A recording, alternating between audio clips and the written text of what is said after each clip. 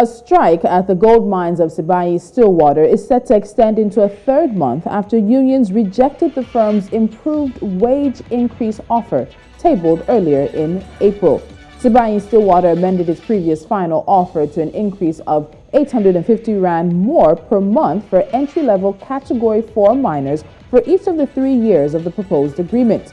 The offer amounted to a 7.8% increase to the basic wage in year 1, 7.2% in year 2, and 6.8% in year 3. This will increase the mining group's wage bill by 1.67 billion Rand over the 3-year period, excluding concessions made for non-wage demands. And the South African Reserve Bank has forecast a headline inflation rate of 5.8% for 2022. But as the strike is ongoing, the Johannesburg Stock Exchange-listed mining firm announced that 4 senior directors, 2 CEOs, a CFO, and a COO will get almost 700 million Rand in guaranteed salaries for 2021 and 2022. The entire salary for Sibanye Stillwater CEO Neil Foreman for the previous year was almost half of this amount, about 300.3 million Rand. This information has complicated the wage negotiations. The 2 major trade unions involved, the Association of Mine Workers and Construction Union and the National Union of Mine Workers that declared the strike on March 9th, have insisted on their demand for 1,000 Rand a month. Smaller unions Solidarity and UASA accepted the previous wage offer on March 14th, but these smaller unions account for just about 10% of the total staff in the gold operations. The strike is likely to have cost workers close to 30,000 Rand in lost pay. Our focus today is the ongoing Sibanye Stillwater workers' strike. This is Business Edge, and I'm Tolulope Adeleru Balogun. It's good to be back.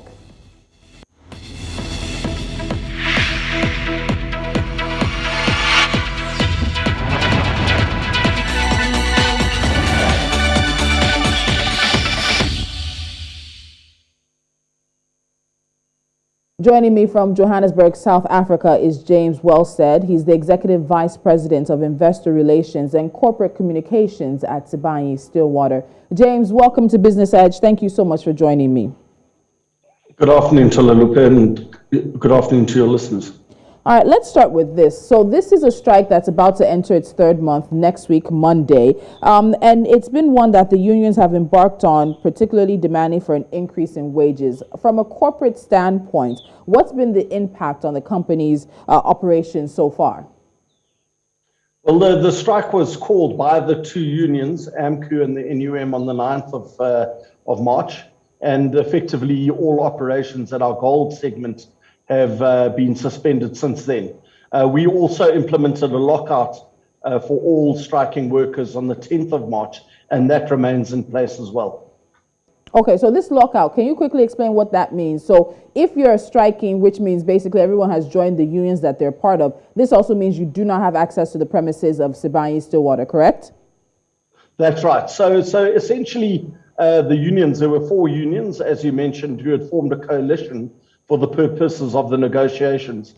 We gave our final offer on the 4th of February, and 2 of the unions then called a strike. The other 2 smaller unions didn't give strike notice, so we, considering them as a coalition, then implemented a lockout, which is also our right under the Labour Relations Act. So effectively, we said that you are all acting as a coalition. We see you as a coalition. Therefore, we're going to prevent access to all unionized employees at our workforces. And soon after that, UASA and Solidarity then accepted the offer we had made unconditionally. And as such, the lockout has been lifted on those members of those unions.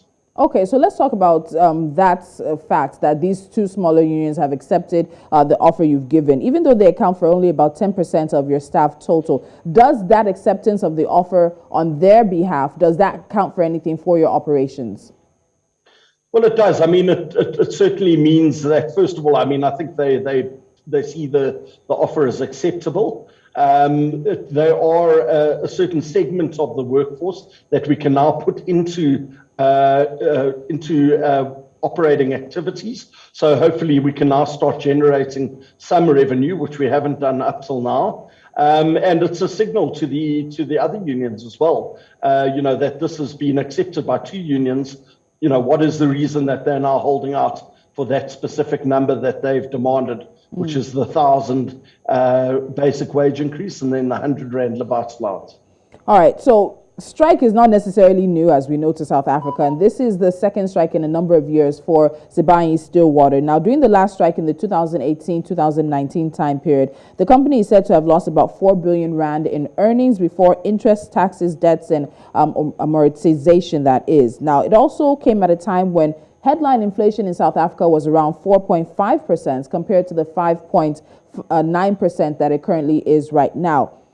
Is there not a regular plan, as some companies have, to yearly have a wage increase that meets with inflation and headwinds that basically people in the economy would go through? Does Sibanye Stillwater have those kind of plans, and has it not been in play? Is this one of the reasons that the strike is happening yet again, just a few years later? Well, we used to have annual wage negotiations as an industry. But obviously, that takes up quite a lot of management time. It's quite disruptive. So what happened is there was a natural shift to more to longer term agreements. Currently, 3 years is the average, although there have recently been some 5-year agreements reached.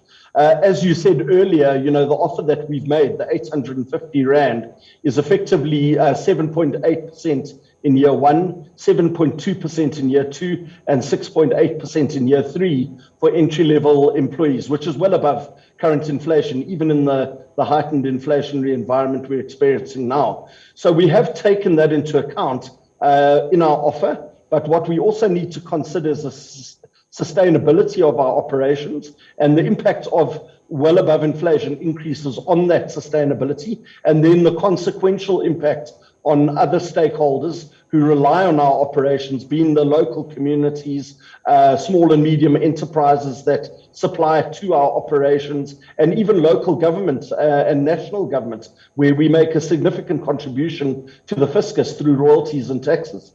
So we can't make decisions based on the demands of one stakeholder alone. We need to look at it holistically and what the impact on other stakeholders will also be.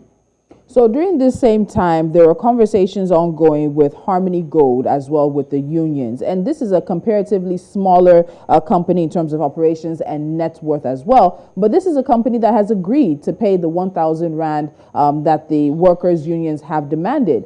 But Sibanye Stillwater is one of the top companies around the world. You're regarded as one of the world's largest primary producers of platinum, second largest primary producer of palladium, and third largest producer of gold. So many people are struggling to understand, while Sibanye Stillwater would be saying they can't afford, or it's unsustainable for the company to agree to the demands of the union, when Harmony Gold, a much smaller company operating in the same space, has agreed to that. Can you explain this sort of dichotomy, this difference that's happening between you two? Yes, yeah, it's pretty simple, basically. I mean, we started off in 2013 as a South African gold producing company with 3 mines in South Africa, gold mines. We've grown over the last 9 years into an international diversified company. We're now one of the biggest PGM producers in the world, and we're moving into battery metals and other green metals. Harmony is almost entirely exposed to South African gold. And as such, and given the financial position of Harmony, the relative financial position, a strike of this nature would be crippling to that business. So I think strategically their decision to pay the higher wage or the higher demand in order to avert a strike, which could impact severely on them financially, is different to ours. Gold is now only 6% of our EBITDA. Of the group EBITDA. So, we're not as severely impacted by this kind of intimidation and coercion that we're seeing from the unions. We are negotiating at our gold operations. We're not negotiating at our other operations. We will be negotiating at PGM later this year. So we need to look at the gold operations as a standalone business, and currently they are quite marginal. We've got about 10 to 13 years life at the operations, but for various reasons, various disruptions, including the 2018-2019 strike, we haven't been able to operate them on a consistently stable, manner for a while. And as a result, they are very marginal. The demand that the unions have made of 1,100 Rand per month each year increase for each worker adds about R1 billion to our, over and above our offer to our wage bill. That equates to about 40,000 Rand a kilogram in additional cost. And that is effectively our operating margin at the gold operations. So that would have potentially have serious consequences for the life of these operations, ongoing employment, and then obviously knock-on impacts on other stakeholders. And hence why we have taken a much firmer approach in Harmony. We will not make decisions that impact negatively on other stakeholders just to suit the demands of one specific stakeholder grouping. So you talk about other stakeholders in this context. You talked about the local governments. You talked about small and medium businesses as well. Are they also, while they may not necessarily be at the negotiating table between you and the workers, what's their input into this wage dispute as it is right now? Yeah, they don't have a direct input. I mean, you know, this is a labor issue, and it's governed by Labor Relations Act and labor laws in South Africa, but it does impact on communities. I mean, we saw just last week, the community and local businesses have started a campaign to get the strike ended because it's impacting on them, obviously. They're asking to call off that strike. We know it's not a popular strike, not with our employees. I mean, we've run a poll where there was 90% of our employees have said that they don't want the strike. This strike has been driven by union leadership for various other agendas, and it's got nothing to do specifically with wages at our gold operations. Our employees don't want the strike. In fact, the polls that the unions themselves did, for instance, the Beatrix NUM members voted against the strike, but leadership still called them out on strike.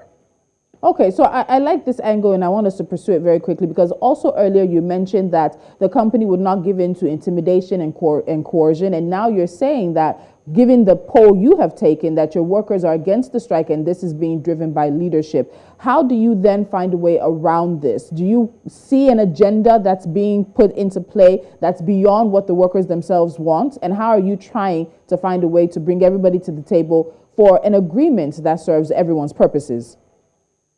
I think for us, I mean, you know, it's evident in other ways as well. I mean, we've also seen quite a significant shift or resignations from these two unions, NUM and AMCU, with employees or members choosing to leave those unions because they don't agree with this strike that's been called by leadership. And I think what's happening is we are seeing the workers who don't want to be on strike, the pressure is starting to build, and they need to really start engaging with their union leaders and representatives to tell them that they don't want the strike, it's not in their interests, and that they must come back to the table and negotiate honestly and openly with management. As I said, we've made 7 moves. So in the last 11 months that we've been involved in this process, the unions have not budged from their demands at all.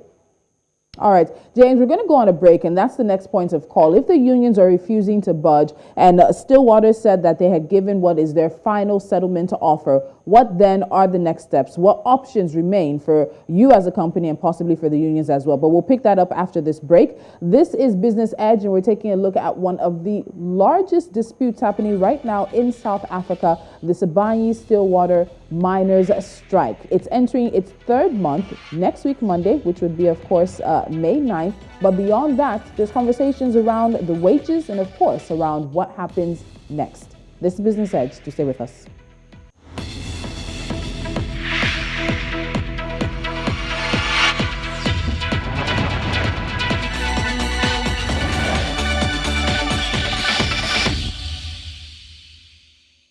And still with me from Johannesburg, South Africa, is James Welch. He's the Executive Vice President of Investor Relations and Corporate Communications for Sibanye Stillwater. The company has made 2 offers, which have now been rejected by the 2 main striking unions, but actually about 7 movements in this whole process. The Association of Mine Workers and Construction Union and the National Union of Mine Workers have both rejected the latest offer from the company. So, James, the question is, what's left? What margin? You are about 850 Rand now at 100 for the living aspect of it. But how much higher are you willing to go? Is the company willing to go further at this point in time? As you said before the break, you've made 7 advancements in this conversation towards towards the unions, that is. Yeah, that's correct. And this is our final offer. We did attempt to engage with the unions again. We offered to meet with union leadership a week before and discuss the offer that we had made. But again, we were unable to gain any traction with union leadership. So at this point, this is our final offer. We will not be engaging further unless they're willing to come to the table and negotiate openly and honestly in a real attempt to find a solution to this impasse. So is there a conversation happening around the issue of profit sharing? Because I know when it comes to some of these conversations, you often see companies also offering the workers a share of the profits, something to show that they see them in the work that they put in. What is happening in that regard with Sibanye Stillwater? Yes, so I mean, we do have some employee share option schemes and other black economic empowerment schemes through which employees participate in the profits of the company. And we have, over the last 8 or 9 years, on many occasions, approached the unions with a proposal to engage about profit sharing. But every single time we've raised it, it's been rejected outright. And in this instance, you spoke about the executive remuneration. That's due to the significant increase in profitability and growth in the business, largely. And employees could have benefited from that. But because of the short-sightedness of the unions over the last few negotiating periods, we've been unable to implement a social compact of that nature. And that is really what's required, is for all stakeholders to engage, to enter into a social compact, agree on the way forward, and try and grow the industry rather than a continual conflict between stakeholders. All right, so you bring up the executive remuneration, and for the layman, it would be very difficult to understand how the CEO and other senior management staff are taking home almost 700 million rand, and this is a conversation about just an increase of about 1,000 rand for workers. And many analysts have said that the minimum wage that's being offered by your company is a non-living minimum wage, that it's unlivable. It's not something that will take people home. How do you respond to that, especially with the conversation around the salary for senior members of the company now, which is complicating negotiations? You have to admit that. Yeah, so I think you just need to put it in perspective. I mean, we employ 84,000 people in South Africa. So we're a significant employer in the country, and the multiplier impact on beneficiaries and communities, etc., is significantly larger than that.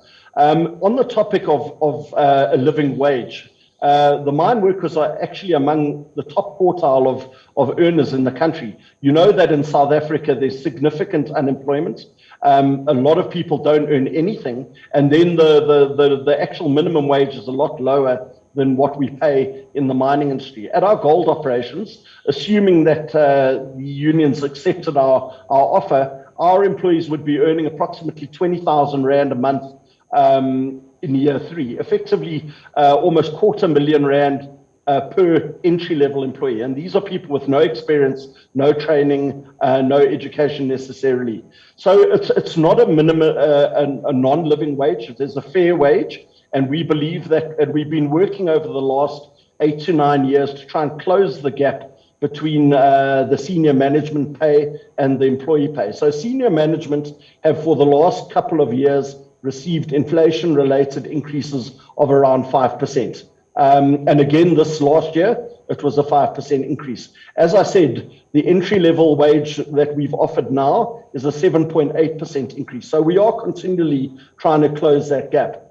Mr. Froneman's salary and the other executives that you mentioned were also increased by 5% last year. The bulk of the remuneration of the 300 million that accrued to Mr. Froneman was due to share price performance. So as management, we are also incentivized on performance of the company relative to our peers and on meeting certain return targets, etc., and certain key performance indicators. We were awarded shares in terms of the long-term share incentive scheme in 2018 when the share price was 11.44 Rand and our market capitalization was 13 billion Rand. Subsequently, the share price has increased by 560% as we've grown the business and diversified internationally, and also obviously because of the higher commodity price environment we find ourselves in. And the shares vested at 72 Rand a share, as I said, 560% higher. And that is the large part of that remuneration that you've seen. But this is a once-off, or it's an annual incentive, and it can vary significantly. So the likelihood of us seeing another 560% increase in our share price is very small going forward. The wage agreement, however, the 1,100 that has been demanded by the unions, effectively adds 2.65 billion Rand to our wage bill. The difference between what they've demanded and what we've offered is about 1 billion Rand. And that's fixed in our cost base forever. So that, over 13 years' life is a 13 billion Rand extra cost to the company. And that equates to about 40,000 Rand a kilogram in extra costs, which is effectively the margin that we have at our gold operations at the moment. So by accepting that 1,100 Rand demand, our gold operations will be, in a loss-making position going forward. All right, so James, last on this, you've said that Sibanye Stillwater has made its final offer as of now. There's no more room, or you are not willing to go forward anymore. It's now time for the unions to meet you somewhere at the table. And if they're not negotiating, this is the final offer. Am I correct on that? Yes, that's right. So we've opened to engaging with them, but we're not going to continue making offers after offer and getting nothing back from the unions. So when they're ready to engage openly and fairly and honestly with us, we are pleased to meet them, but we will not be increasing the offer from here. All right, James Wellstead, thank you so much for your time today. We'll continue to follow up on this as developments come in. Thank you. All right. And it is, of course, an interesting one, because if you follow how labor disputes and wage conversations happen in South Africa, you'll know that there are many processes laid out, many players, but at the end of the day, many are saying that the current socioeconomic situation of the country means that workers need to take home more. They need wages that take them home. This is Business Edge. Up next is NC4 to watch.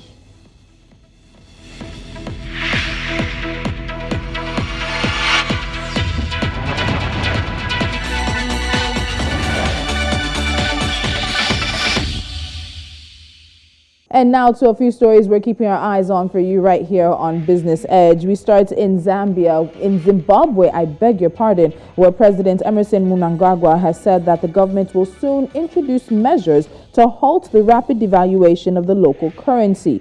He explained that the de-dollarization will be managed carefully to avert disruptions, because his government is determined to continue with a tight fiscal policy to maintain the current surplus. The Organization of Petroleum Exporting Countries, OPEC Fund, has announced that it will contribute $14.3 million to Phase 2 of the feasibility study for the Nigeria-Morocco gas pipeline, estimated at $25 billion. This comes as the Nigerian National Petroleum Company Limited has offset its cash call debts to international oil companies to the tune of $3.717 billion in the last 6 years. And a report from the National Oil Company has more of the details.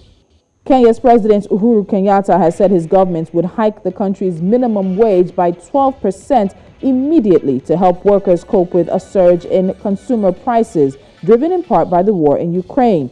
The hike, he said, was necessary because the minimum wage had not been reviewed in 3 years and the cost of living has increased. Kenya's minimum wage currently stands at 13,500 Kenyan shillings, which is around $116.68 per month. And finally, Serbia is seeking to export at least 150,000 tons of wheat to Kenya to bridge the gap left by Russia and Ukraine in the wake of a war between the two countries. Serbia's ambassador to Kenya, Dragan Zupanjevic, says the country has had talks with millers and the Eastern Africa Grain Council for them to export the grain to Kenya and forestall an expected supply crisis. Those are a few stories we're keeping our eyes on right here on Business Edge for you. Don't forget that at 12 o'clock, you have News Central Now with all the latest stories from here on the continent and beyond coming your way. I'm Tolulope Adeleru Balogun, 11 a.m. West African time. Throughout this week, we talk African business, finance, and the economy. Do stay with us right here on News Central.